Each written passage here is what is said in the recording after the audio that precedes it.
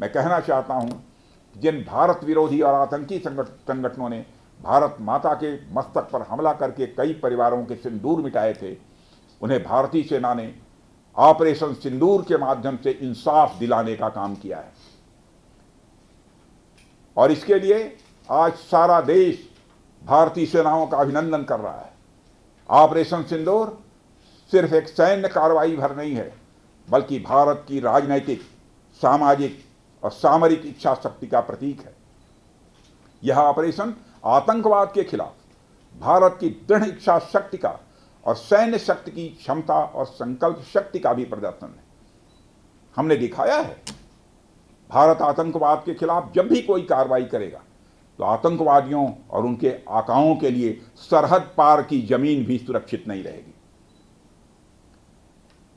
भारतीय सेनाओं ने ऑपरेशन सिंदूर को पाकिस्तान में मौजूद आतंकी ढांचा ढहाने के उद्देश्य से लॉन्च किया था।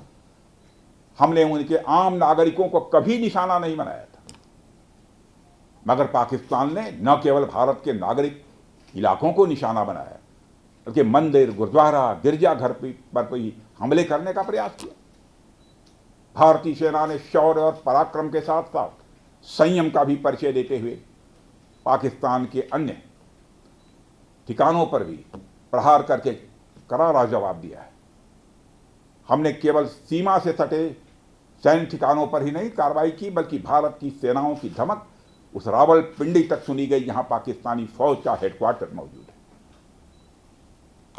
मित्रों, भारत में आतंकवादी घटनाएं करने और कराने का क्या अंजाम होता है, यह पूरे विश्व ने उरी की घटना के बाद देखा, जब हमारी सेना ने पाकिस्तान में घुसकर सर्जिकल स्ट्राइक की।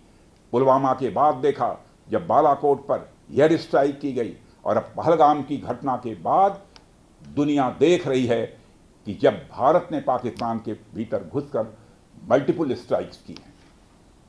आतंकवाद के खिलाफ जीरो टॉलरेंस की नीति पर चलते हुए हमारे यशस्वी प्रधानमंत्री श्री नरेंद्र मोदी ने स्पष्ट कर दिया है कि यह नया भारत है जो आतंक के खिलाफ सरहद के इस पार और उस पार दोनों तरफ प्रभावी कार्रवाई करेगा। यह हमारे प्रधानमंत्री जी ने स्पष्ट रूप से यह संदेश दे दिया है।